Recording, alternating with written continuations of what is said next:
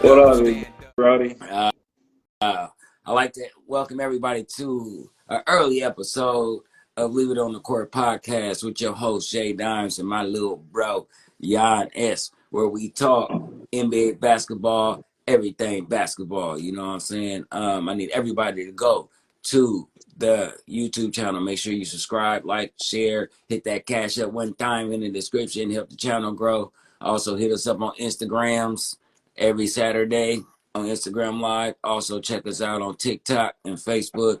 Make sure you hit us up, man. You know, we holler back at our fans and everything. Make sure y'all know we interacting with y'all. We have a giveaway once we get 1,000 subscribers. We're giving away 2K, NBA 2K for whatever system you got, player. Straight So up. you know, with all that being said, what it do? Before I tell you the topics of today, I just received some good ass news, and it made me smile. And it's not personally about me. It was actually news that Derrick Rose, the Chicago Bulls are going to be retiring Derrick Rose number in the Raptors, and it made me smile, because they brought him into the office and they was telling him about it, and he kind of broke down, and it was really a moment of celebration, man. It was beautiful. So shout out to Derrick Rose and the Chicago Bulls, man, Yeah, doing right by that young MVP. yeah. Um, but on today's episode of Leave It on the Court, we're going to be having a discussion about trades in general. We're also going to get into the Jimmy Butler request trade and the DeAngelo Russell trade talk. I'm sorry, the trade, and we're going to talk about Kawhi Leonard making his debut tonight. So, with that being said, let's go ahead and get into this into this trade conversation. How do you feel about trades in the modern era of basketball? To you, Um, I feel, uh, huh? oh, my fault. I was just saying a lot of people have a strong opinion about trades today. Yeah. So, I feel that trades today, teams don't have patience anymore like they used to. I feel like teams after, like I always say, we in this microwave era where everybody wants everything right now, right now, right now. Um, mhm, I mhm. think that the empowerment to players also messed it up too, because players now, when they feel like they don't like somebody, don't like a coach, don't like an owner or something like that, they want out, and we've lost the loyalty to teams, and on both sides. Like, teams, once they use you and your tires are off, almost flat, they get rid of you. You know what I mean? And back in the day, it used to mean something when you played 10, 15 years for one team. It shows your dedication to making the team that you were drafted to or signed to free agent wise, the see them grow, see them win, be there, be a part of the culture, be a part of the fan base, be a part of the city and stuff like that. So when we talk about trades, we forget about all the other part too. Their programs that they're running, the fact that their kids got to stop going to school, their family got to find new friends, wife got to find new friends sometimes, and stuff like that. So it's not just you're trading a player to a city because you don't want them to be on your team anymore. You're trading his family to a city, and sometimes the transition can be hard for families, kids and wives and stuff like that. So you got to take all these things into consideration. On the player side, you punks need to stop giving up so fast, straight up. You know what I mean? Have you ever thought about, maybe it's you? You ever thought about that? Probably. Sitting up here requesting trades from teams and stuff because they're not winning and all this stuff. It might be your fault. You ever thought about that? Hey, maybe because you wanted that $250 million contract, we couldn't put nobody around you. We couldn't bring nobody here to help you. With you and your disgruntled attitude, you think people want to come here if you're saying all the owners here suck, the coaches here suck, the culture here sucks? Sometimes you got to look at yourself in the mirror and say, have I done everything to help this team win? Have I done anything to help this city grow? Anything before you sit up here and you count the wins and losses and say, oh, I want out? Look at yourself. A lot of these players, sorry about the time change today, Pac. We got some important family things going on today, so it's just for today. And I do have an announcement coming up soon. We're going to be switching to Sundays. We're figuring out the time because we were just doing Saturdays for the NFL season to let everybody enjoy their football.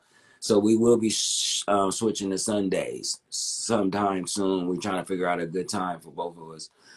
So I will be announcing that soon. So sorry about that for the inconvenience today. You know what I mean? But like I said, you can always catch any episodes you don't catch right now. You can catch it on YouTube. You know what I mean? We need the views and likes. So, you know what I mean? You can always see us. But back to what I was saying, players need to take more accountability. Teams needs to stop throwing people to the side like they trash. Like, okay, we used you up, so we getting rid of you. It's not fair to nobody involved. You know what I mean? So I don't like the way trades are going on both sides. I don't like this new player empowerment because they're not using it to the advantage to help the team get better. They're using it to advantage of their self and what they're concerned about. And I really truly understand in some senses. You know what I mean? Like if you're an older player and you acting out and you know your career over and you just want to go win somewhere and make some money, I can almost understand it. But if you're a viable player, somebody who can help a team and stuff, and you want to go over there and suck up all their assets and just so you can go live in LA or just so you can go live in Miami or something like that, I'm not feeling those dudes. And it's a lot of people that do that, and people don't know because they don't know the NBA. They think they're going somewhere to help a team, and really they just want to get out their situation and get to somewhere warmer. A lot of times, and they don't care where they're going or if they hurting the team, helping the team, or anything. It's about how they feeling and everything. So I feel like owners, in a sense, had earlier in the 90s, they set the precedent for showing players that we don't care. So these last decade or so, the players has been getting back at them.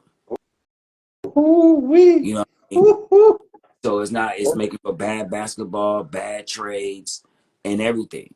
So we got to find some type of medium to where, whether it's in a bargain agreement or something, to where everybody can get what they want, and then somebody doesn't feel like they've been used, and and the person doesn't feel like they're just taking.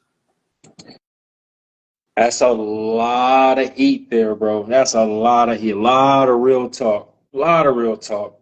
And if I'm a piggyback off that and add something to it, that's kind of what's going on with like Klay Thompson, with Jimmy Butler, with Paul George. They're all pretty much past their primes, and they requested, honestly, more money. I helped this organization do X, Y, and Z. I feel like I'm worth this much. Give me this much. And these organizations are like, well, you passed your prime. You don't see much money coming out of you. This season you really didn't do X, Y, Z, so why should we pay you? Pop, And they're like, well, no. You want to come and join the conversation, Pop? And go ahead. Yeah, hey, yeah, Hawk, if you're trying to get in on it, man, just send a request, big dog. But anyway, these teams are like, well, why should we pay you? And they like, well, shit, I help. Like Klay Thompson instance, man, it wasn't just Steph Curry that turned the Golden State Warriors into $1 billion organization, one of the richest teams in all of the NBA. So yeah, give me some of my, give me some more money. Mm-hmm. And other teams are, well, no, we'll offer them, X, Y, and Z. And then on the other side of that, you got a guy that may have changed the landscaping of the NBA as we know it because a freaking perennial star over in New York, and his name eludes to me right now, the point guard, the dog, Jalen Brunson, just took $100 million pay cut for his contract, which allowed them to bring in Karl Anthony Towns, allowed them to resign OG Anunoby. Now they got Mikal Bridges. Like they are tough now because their star player was like, you know what? I want to win. I want to win. And if y'all can be loyal to me, I can go ahead and take $100 million less. Now, that is coming from a guy who grew up in a more privileged household, who had a lot of money already and he probably didn't want for nothing growing up. So there is that element to it versus a guy like a Jonathan Kuminga, you know, coming from Congo or Cameroon or, you know, one of the African countries, and really it's like, okay, you know, I need my money. So I do like some of this player empowerment, but at the same time, some of the guys like per se a Ben Simmons, it's kind of like, I don't know. What you mean you want to trade? What you mean? Go. Let's go see the psychiatrist first. Yeah. Let's get back. Let's get in the gym more.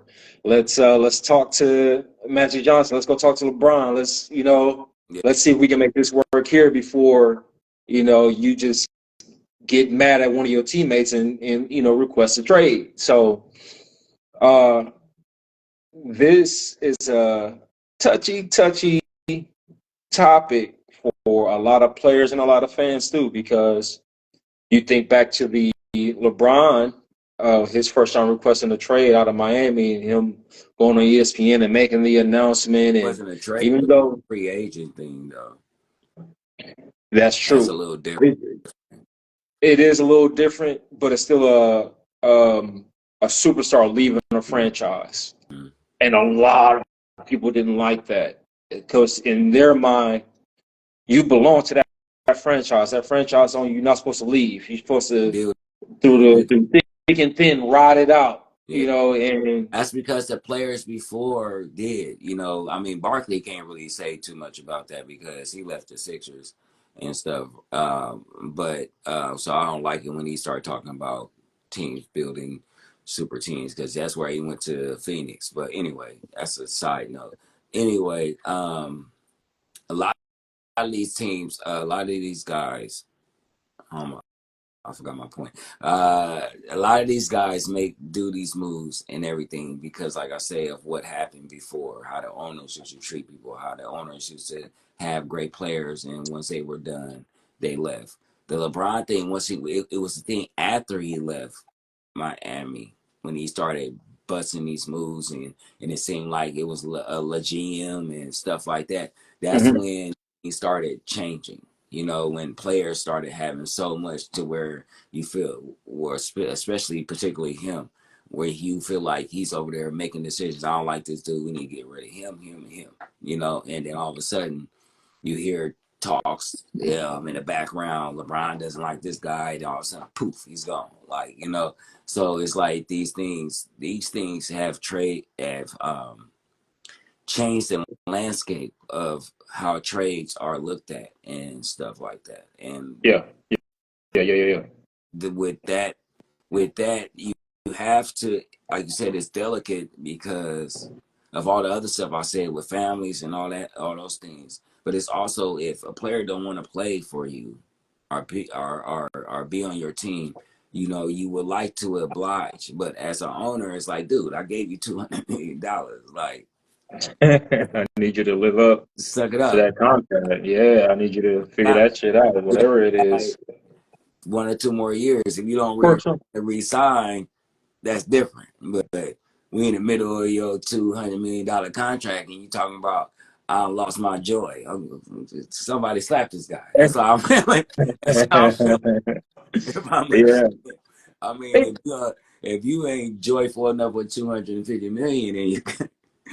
I mean, think about that. Think about that as one of the other players on the team, whether it be a starter or a bench player, right? Because I don't necessarily got that option, not like you do as a superstar. And you getting all the minutes. You getting all the money. All the You shot. getting all the stand-up, man. You ain't happy. Well, dog, I'm trying to get that. I'm trying to get where you at. And you talking about you not happy? Mm-hmm. I want that. I'd be happy as hell. Like, what you talking about? Yeah. And when you Same. mentioned family, Go ahead. Go ahead. I'm sorry. when you mentioned family, it made me think about Damian Lillard and his situation when he was traded out of Portland to Milwaukee. Dude was going through a divorce. Dude was going through a custody battle. And there was some other underlying things that was going on during his first season in Milwaukee. And that you saw it in his play. Yeah. You saw it in the results on the court. So these things do have a real effect on humans. It's the human aspect of it, man. So uh, before we go on to the next subject, did you have something else to say? Well, I just think that players and teams, players and owners need to come together and, like I said, find a medium to where, or even with the bargaining agreement, to where people have to be held accountable, meaning the players and the owners Yeah. too. So like if you sign a contract, we both got to go through this. Like you can't get mad and be like, "Oh, I want to get rid of dude," unless he's like detrimental to the team or causing fights or something like that. That's different. But like if you just unhappy because we ain't make a trade or something like that, man, suck that up, bro. Fuck You that up. you signed this contract. You know what happens and how the NBA fluctuates from good team to bad team, good player to bad player. You know it's a chance we might draft a guy and he's just not good. It's a chance we might trade for a guy and it doesn't work out. That don't mean you get to go in the second year of your 5-year contract. You know what? I don't think they're trying to do nothing. And the same thing for the owners. Like, oh, he's not playing to this $200 million contract that we paid him to. We're like, yeah, I mean, we going through a lot of changes. You added another dude that can score 30 points with me, you know what I'm saying? So that takes like 10 possessions out of my hands. So, of course, I'm not going to average as much as I did. If you want me to help this dude be good, now I could take 40 shots and then this dude would be averaging 10 points, but we have to, so it's all these things that players and owners have to think about and you have to take into consideration when you don't see things moving the way you do. Because one trade, one player, one injury, and anything could change your fate at that moment. You can add a player and become from a bad team to a great team, and it can be from anywhere from a superstar to a role player. So you have to go through the motion, man. You have to go through the motion. So players need to be held to their contracts and owners too. One more thing, I just again shout out to Jalen Brunson for taking less money, and Oh yeah, that's what I'm going to say. We need that type of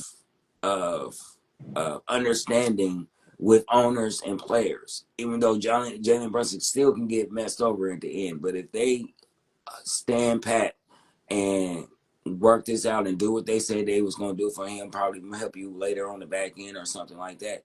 This is exactly what teams should look at as a blueprint on how to handle a superstar.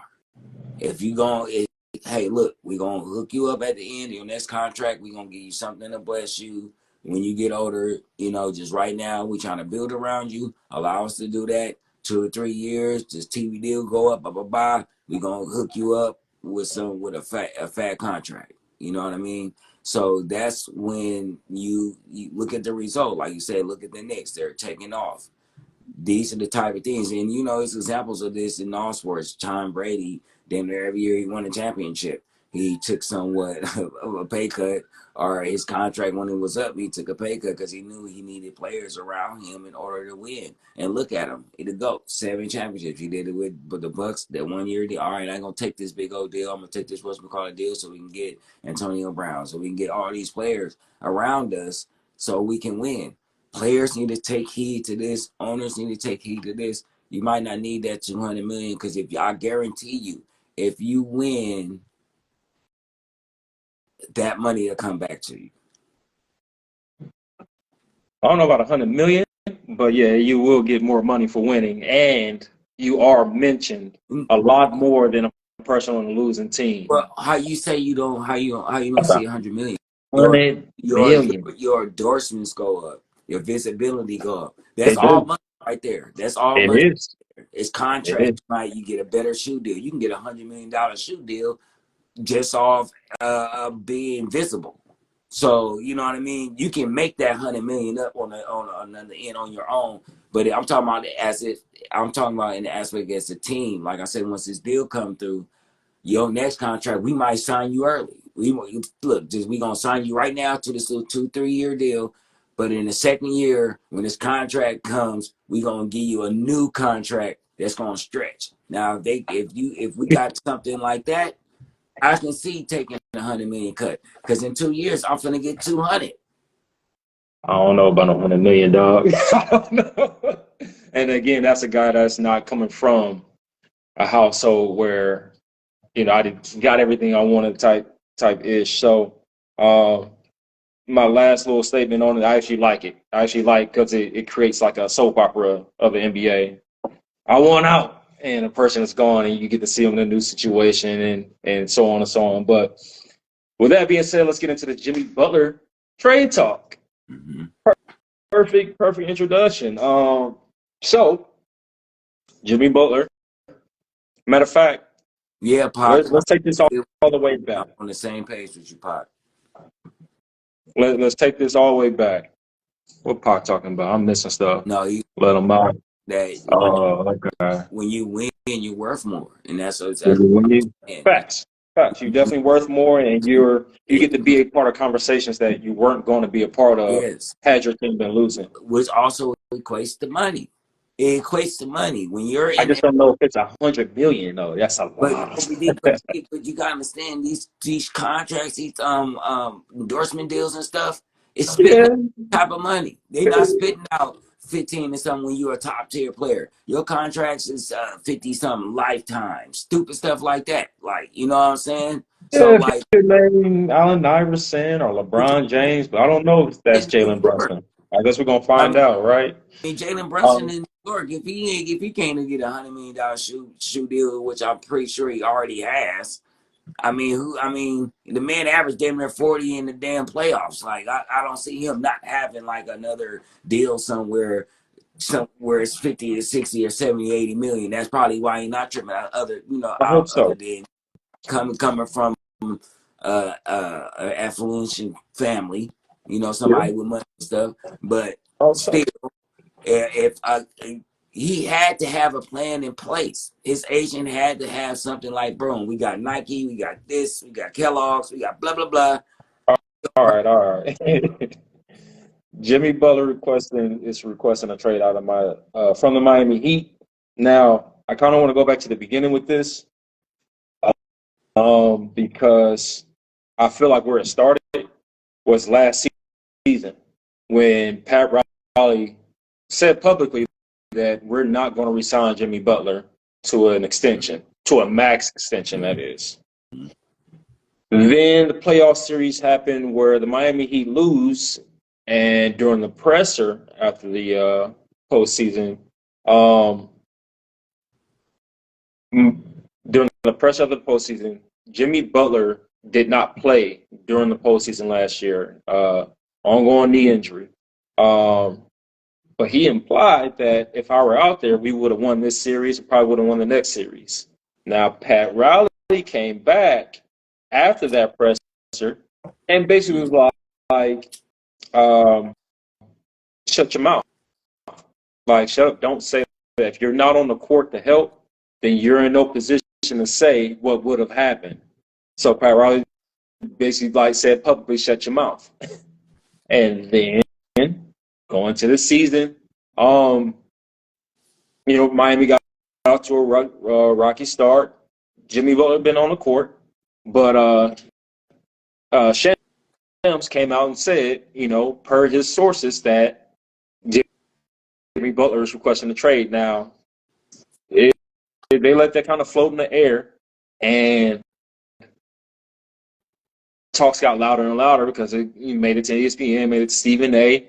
Folks like me and you, I Leave It on the Court, was talking about, where should he go? My Warriors, for instance.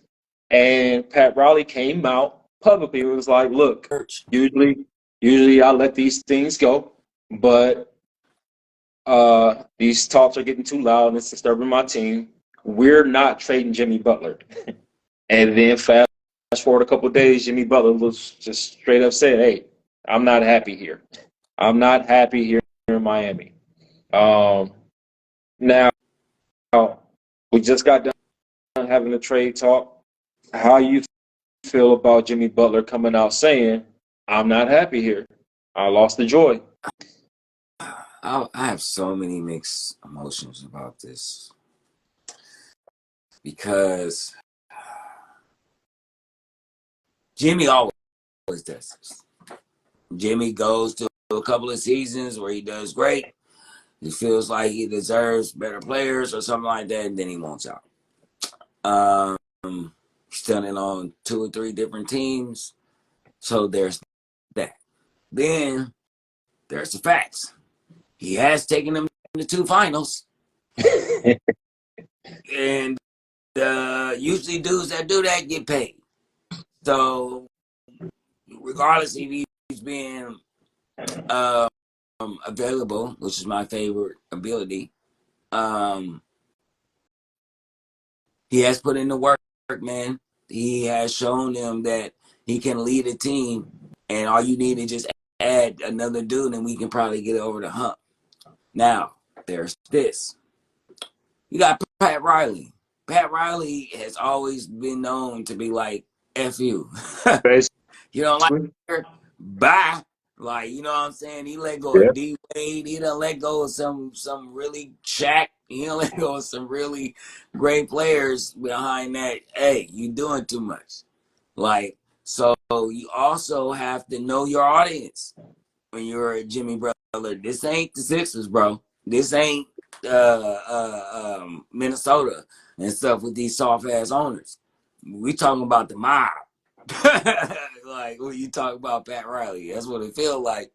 You know what I mean? So you can't be sitting up here requesting trades and think you ain't gonna get the response that you want to hear when you talking about, because he's never been like that.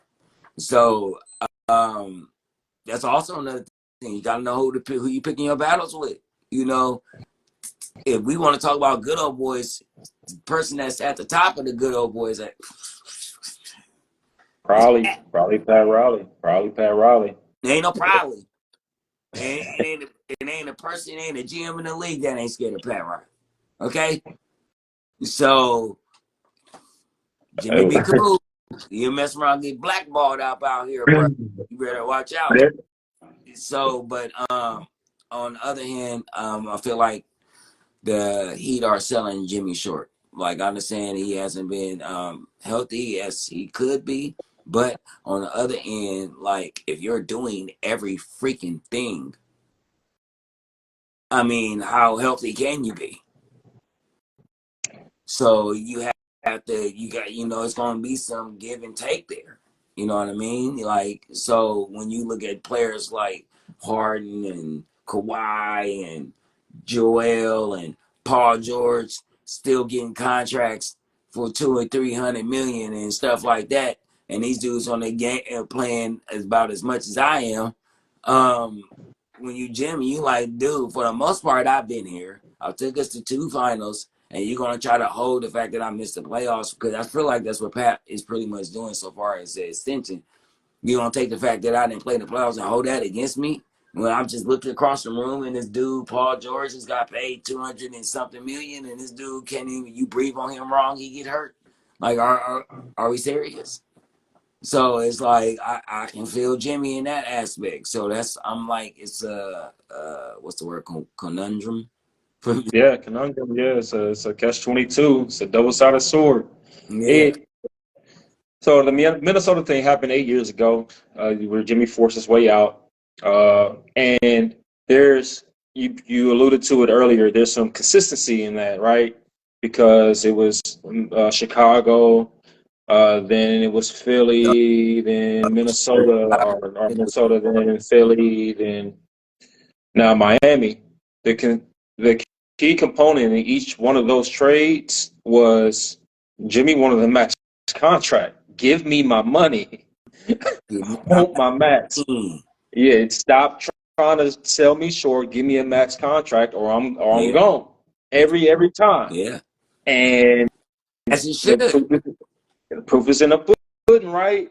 Look, I done took y'all to 2 finals. You know, and maybe if I had another player, we probably would have won the finals too. Now, on the other side, what we talked about earlier, Jalen Brunson took less money.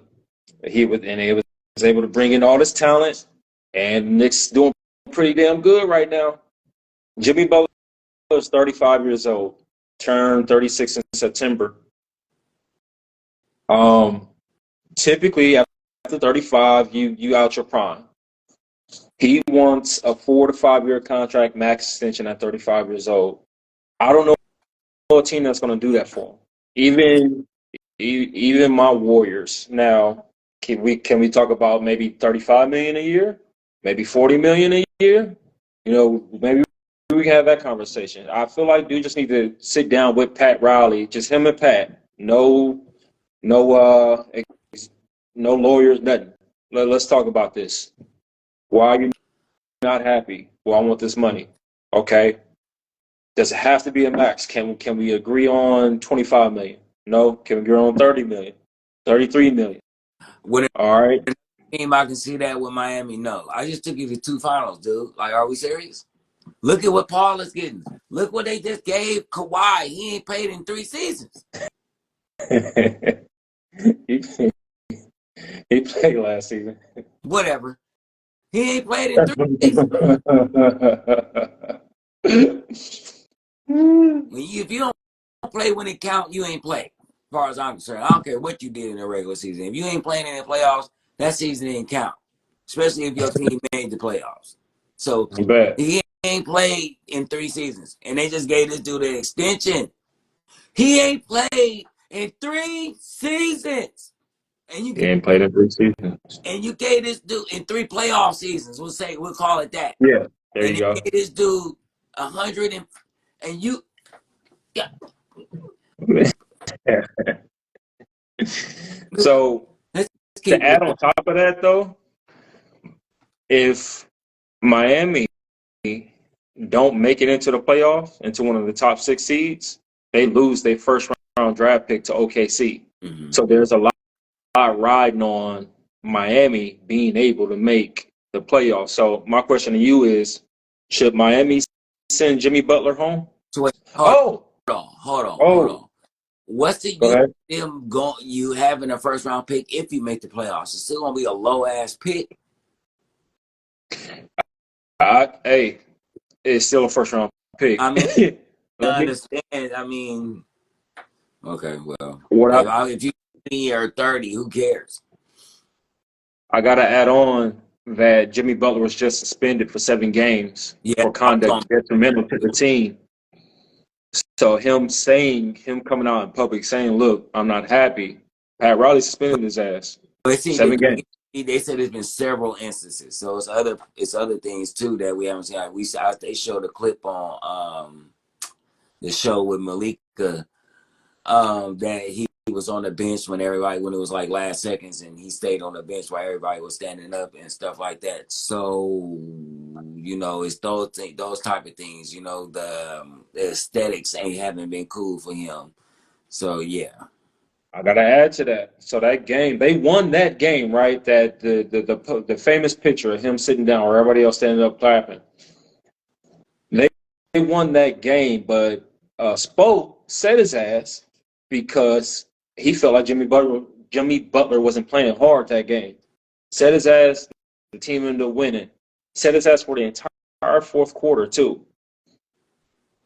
How would you feel about that? You being set. Because they feel like you wasn't playing hard. Spo say you wasn't playing hard, so I'm gonna sit you the entire fourth quarter. We all know this is about the trade thing. Ain't got nothing about whatever looks, how you was playing or anything. The word's been sent down, bruh. If y'all don't have any idea about Pat Riley, y'all need to do some history. Pat Riley don't play that shit.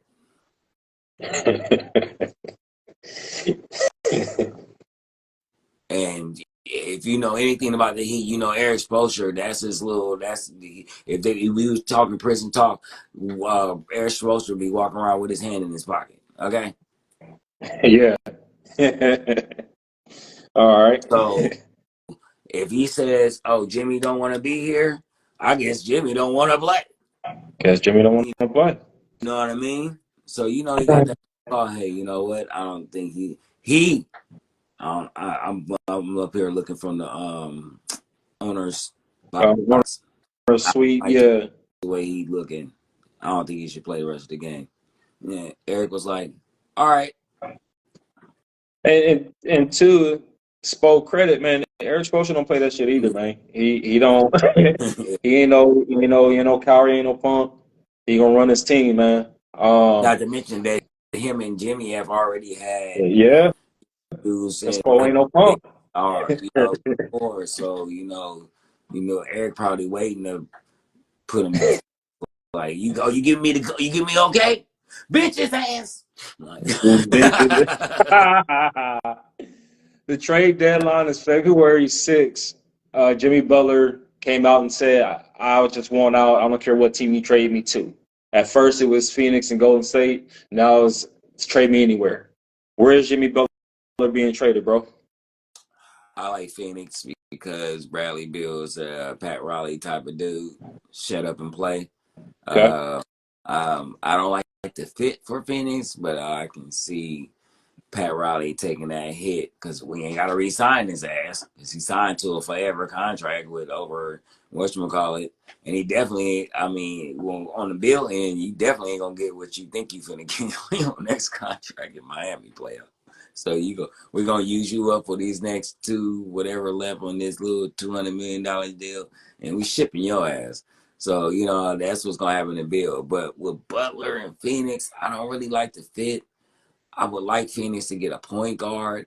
I was hearing some trades, like people were talking about sending somebody to San Antonio if Phoenix can freak around and try to get Chris Paul back.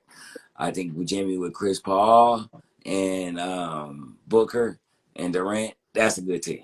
But That is a good team. long as they don't have like no type of point guard leadership, Phoenix is Yeah. I the best place for him so far is a deal. The other teams, he doesn't fit with Golden State.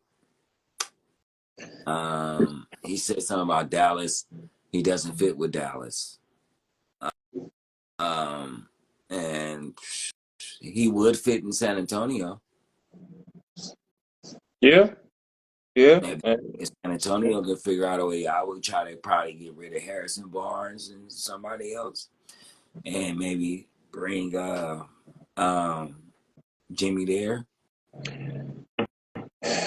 It would take a lot of reps for him to fit in Golden State, but Jonathan Kuminga, I think, is the biggest return out there for the Miami Heat to pair him up with Tyler Hero. So if I'm Miami Heat, I am interested in Jonathan Kuminga. That's what the old is offering for Jimmy. That's what they would have to offer No, for Jimmy. Jonathan Kuminga. in the Warriors ain't aren't in them. Kuminga ain't going nowhere. Steve and the organization like Kuminga. They do. And Steve just said Kuminga just hit a corner. He hit a turn. So His last 5 games, Kuminga been averaging 24 points a game on like 60% efficiency from the field. So BBM, be quiet. BBM, go somewhere. Jimmy and Brian is not. It can't even happen financially. It can't happen like trade wise. Who else they gonna give up? They gonna have to trade Bronny. No, now if they can get rid of Reddish and Reddish, and Austin Reeves. and no, Austin balling right now. Right. So and LeBron really like Austin, so he ain't going nowhere. He would have to. It's the only way it works. Nah, He would have to trade Rui, Austin Reeves, Cam Reddish, I would and give him Gabe Vincent back. Woods, or Rui Reddish, and that other dude, the other center dude. Oh, Number Ah, 11. I can't remember his name. Oh well. Yeah. But Um, I would trade those three: Reddish, Rui, and the center. Speaking of the Lakers, man, Lakers just traded DeAngelo Russell back to the Brooklyn Nets. That I writing's been on the wall. I think one of us, when we was talking about something about him, one of us said that he probably ain't gonna be there too much longer. One of these shows I had to go back in the library, but we saw this coming. Yeah, writing been on the wall. We was supposed to happen last year, but he had a couple of good games right before the trade deadline and saved his ass. LeBron was like, 30, 40. Go ahead. You can stay. Like, you know what I'm saying? Like, it was like that type time. Yeah. We saw this coming. He's trash. I mean, you know what I mean? Like, he's trash. He doesn't contribute to winning. Like, he can score 22, but it does. Let's go back in time. When has it ever helped? I think one time in Minnesota for about 5 minutes. When has he contribute to a team winning for real? Even when he's with the Warriors, about 5 minutes. The Warriors like, he don't play no defense. He all offense, and his offense is sometime. Saw this coming. He needed to do what he did those couple of games before for the rest of the season. He had to do that. I need 25 or better from you for the rest of the season. But when I saw something, and they did like a compare to when he's on the court with LeBron and he's off the court with LeBron. He does not play good with LeBron. He don't. He don't play good with LeBron, bro, because he's looking to give it to LeBron. He's not in that ice vein pointing at his arm mentality when LeBron is on the court. It's been proven, and y'all don't have to believe. Y'all don't have to believe me, even though you should. I think I've been pretty on point with a lot of things. But go check for yourself. Look at the numbers. Look at the splits with him on the court with LeBron and him off the court with LeBron. He's a way better player when LeBron is injured, and that's facts. So I saw this coming. If you can't play with LeBron, you're not going to be on this team for too long. Sorry about that. So that's just fact, and it's been like that for the last decade. So we saw this coming. The whole breakdown, the Brooklyn Nets have acquired guard DeAngelo Russell, forward Maxwell Lewis, and 3 second-round draft picks from the Los Angeles Lakers. Mm-hmm. In return, the Los Angeles Lakers got Dorian Finney-Smith and guard Shake Milton. I don't know if he just Finney-Smith. Dorian Finney-Smith and guard Shake Milton. Dorian Finney-Smith is like your prototypical 3-and-D guy. They got Reddish all over again. I don't understand. They got the same guy. Nah, Dorian Finney-Smith has actually played in some like high-level games, and he has a way higher basketball IQ than Cam Reddish do. Oh yeah, I'm talking about the archetype. That's what I mean. Yeah, the archetype, yeah, but Dorian shoot at a much higher clip than Cam Reddish do for right now. Okay, so Dorian Finney-Smith is about 6'8", 6'7", 6'8", 220 pounds. He's about 31, 32 years old, so he's been around. He's seasoned. He's already played in the playoffs in some high-level games, starting at that. But where does he fit on the team? They're going to have the Lakers' problem is beyond LeBron and AD, because LeBron playing the 4, AD played the 5. They need a solid point guard, which right now is the Lakers' problem is people were playing out of their role. And Austin Reeves is not a point guard, but he has to play the point guard. I don't think that's true. LeBron 2-0. Rui is a 4. I don't think position, but they got him playing a 3. They don't have a solid 2 guard. Austin's not playing position, I don't think. You think he's a point guard? Oh, yeah. Like Seriously? Yes, I do. Like when you the way he plays the pick and roll, Uh-huh. the way he can generate offense, and if it ain't there, he can get other people involved. He's a point guard. Like he's their best to me. He's their best pick and roll player. You talking about outside of LeBron? Yeah, like off the ball, like passing. He knows how to get the ball to the guy he needs to get to when they come off that pick and roll, and then he can pull up. He got that cool little mid range shot. I really think that people they want to make the small guy the point guard all the time. But you Of got to course. think about the Penny Hardaways, the Jalen Roses, these dudes, Steve Smiths, and stuff like that. It has been dudes at 6'7" and 6'5" that can play that role. It's just they haven't developed. They're not taught to play like that. They're not. They're meant. I'm 6'7", 6'5", so I'm a shooting guard. No, you are a point guard. You're just tall.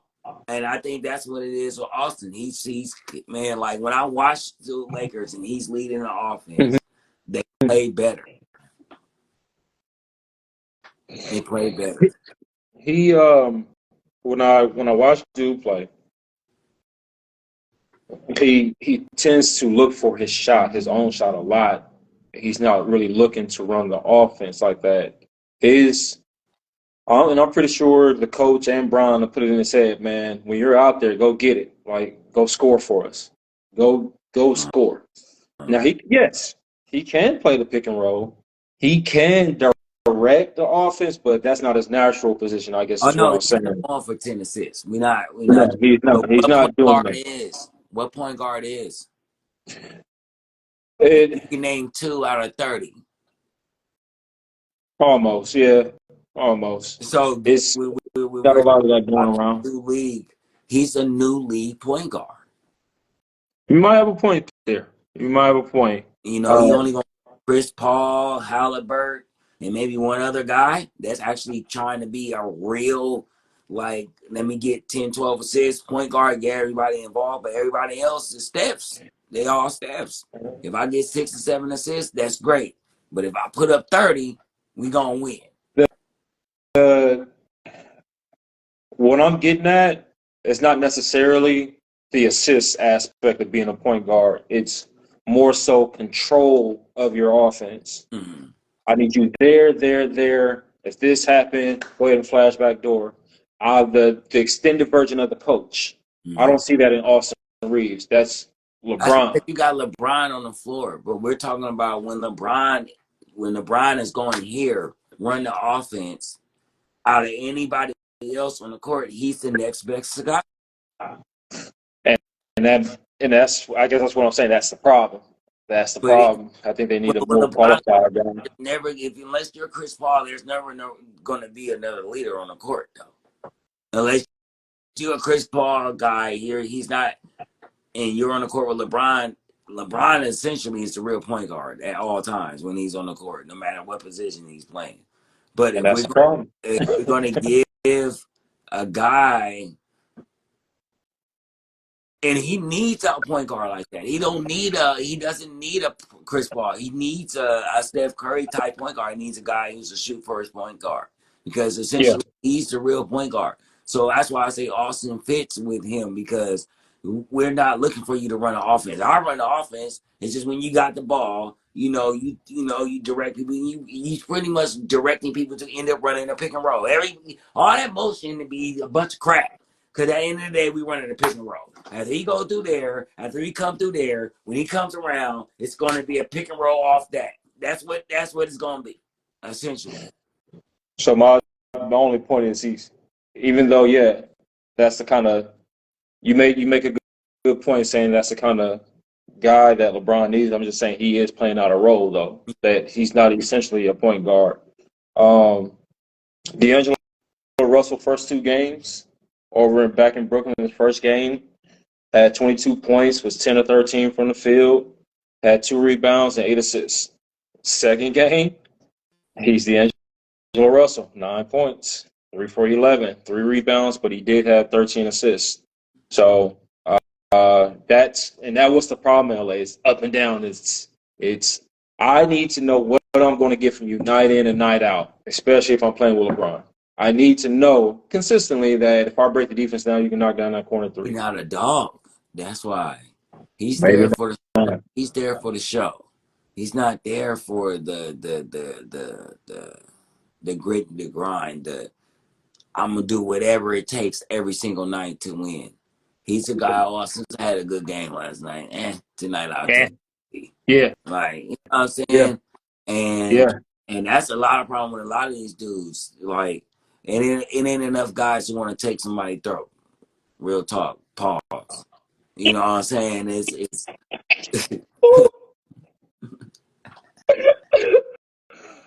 Baby, I want to take your throat.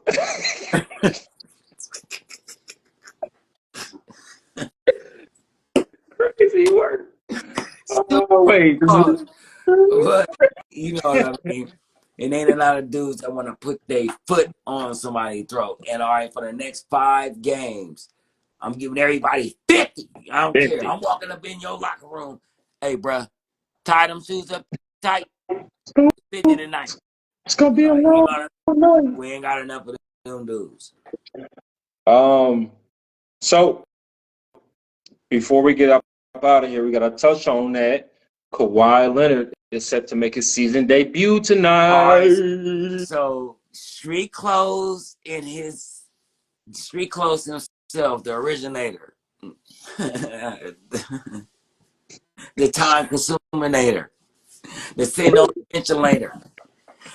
I see you later. I don't talk till later. You stupid. Kawhi is gonna be playing tonight. Supposedly, we're not 100%. Uncle Daryl, Uncle Johnson, whatever his name is, ain't made the phone call yet to let everybody know he playing.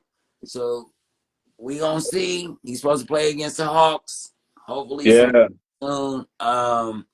Man, no, on the real talk, I'm praying for this dude. I hope he can get to health to where we can see Kawhi, man, for real, for what the player is. He's a great player, probably one of the greatest on ball defenders ever. Back one of the finals MVP twice. Like he's a great player, man. If he can Great.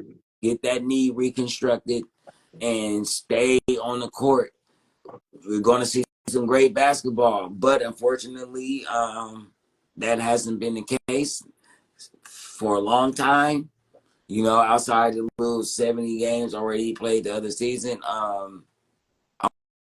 I'm ready to see him play, man. I'm ready to see you on the court, bro. I'm tired of talking about how much you don't play. Let's talk about how much you have been playing. Let's get to that point. I'm praying for you. You know, I hope you can last the rest of this season and get through it and actually go into the playoffs and keep it at a high rate because the Clippers are Tyronn Lue is the coach of the year. It's simple as that. I don't care what anybody say. This dude is keeping this team together with glue, bubble gum, rubber bands, hair ties, everything. He got people people doing that connecting thing where he got like people they holding on to the end. Everybody, like, you got my arm, I got your arm. You get his arm. Like they holding this team together just like that. If they can Let me get Kawhi to come back to like 80% of what it is, the Clippers are dangerous. let me As talk simple as that. about it. So let me talk about it. Yes, thank you. I predicted that the Clippers was going to do pretty good without Kawhi. I said it. I said it. I'm about to pull one of the episodes up, but I said it. But currently, right now, the Clippers are in the 7th position in the West. They're at 19 and 15.